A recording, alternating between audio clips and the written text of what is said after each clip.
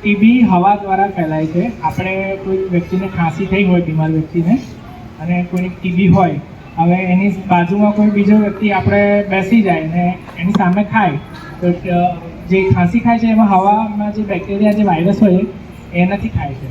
એ માટેના મચ્છર હોય છે, ફાઇલેરિયા થાય. પછી ટૂંકા પાણીના મચ્છર આપણી ઘરની આસપાસ જ હોય.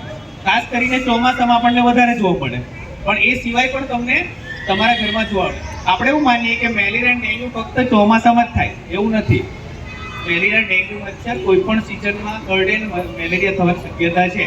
એટલે આપણે હંમેશા મોટા ભાગના મેલેરિયાના કેસો જ્યારે જોવા મળે ને તો ઘરની અંદર જ એના લાર્વા જોવા મળે. લાર્વા એટલે હું તમને થોડું સમજાવું.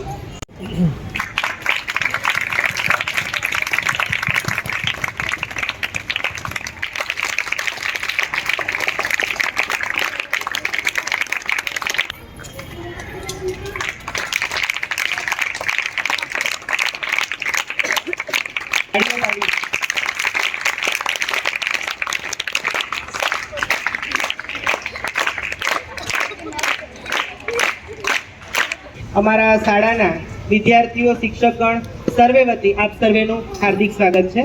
કાર્યક્રમને આગળ વધારતા હું જયરાજભાઈને વિનંતી કરીશ એવો એમના ગાઈડલાઈન પ્રમાણેનો કાર્યક્રમ આગળ વધારશે.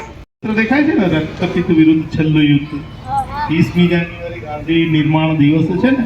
અમે આ રીતના કોઈ દર્દી અમારી આસપાસ કે જેના આંગળા આ રીતે વાંકા વળી ગયા હોય, કાનની બૂટ કરી ગઈ હોય, ભ્રમર કરી ગઈ હોય, જો એવો વ્યક્તિ કે કોઈ પણ વ્યક્તિ તમને ખબર પડે ને તો તરત તમારે આરોગ્ય કર્મચારીને જાણ કરવી. આવું એટલા માટે કે એ રોગમાં એકવાર જો વિકૃતિ આવી જાય ને તો જલ્દી સારી થતી નથી. એ મેલેરિયા ફેલાવે છે અને ડેન્ગ્યુનો એડિસ મચ્છર હોય છે જે દિવસના કરડે. હવે દિવસના તમે શાળામાં હોય છે, બરાબર ને? દિવસ દરમિયાન તમે શાળા હોય ને રાત્રે તમે ત્યાં જો, એટલે આપણી શાળામાં બી જો કોઈ મચ્છરના આપણે ફોરા જેવા કુંડા ભર્યા છે એમાં પણ તમારે જોતા રહેવાનું કે એમાં પાણી હમણાં તો નહીં જોવા મળતું.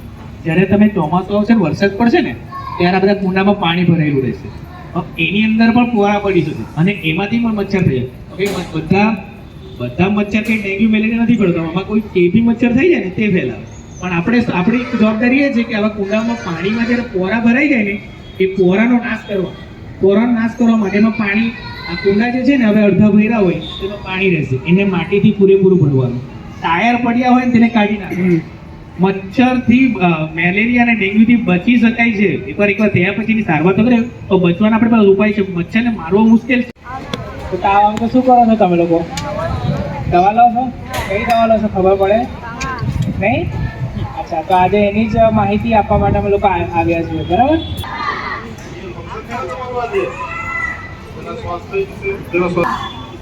કોને ઠંડી લાગીને તાવ ભરાયો છે? પહેલે આગળ દવા લીધી છે?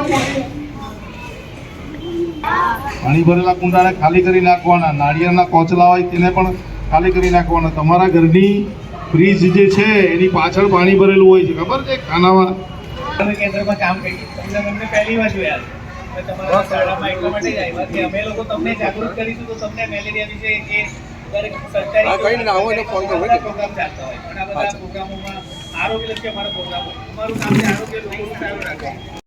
નિયમના કારણે મેલેરિયા ચીડલેટ પણ મળી શકે છે. સરકારી હોસ્પિટલોમાં મેલેરિયાની તપાસ અને ઇલાજ મફત છે.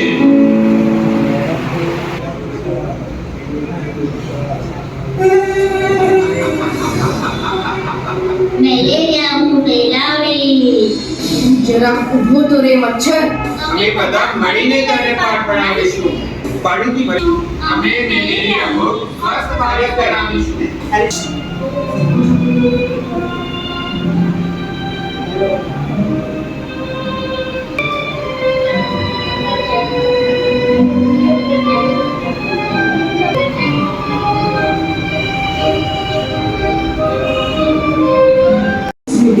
और चिकनगुनिया बुखार फैलाने वाले एडिस मच्छर का नाम टंकी तो खाली ही है, देख. लेकिन इस नल के યોગ્ય ઇલાજ અને પ્રવાહી પદાર્થ લેવાથી તે ઘરે ઠીક થઈ જાય છે. બહુ ઓછી બાબતોમાં તાવ ઉઠ્યા પછી પણ લોહીનો સ્ત્રાવ અથવા બીપી ઓછું થવા પર હોસ્પિટલમાં દાખલ થવાની જરૂર પડે છે. ડેન્ગ્યુના લક્ષણ દેખાતા ડોક્ટરથી મળો, લોહીની તપાસ કરાવો અને ડેન્ગ્યુથી બચો.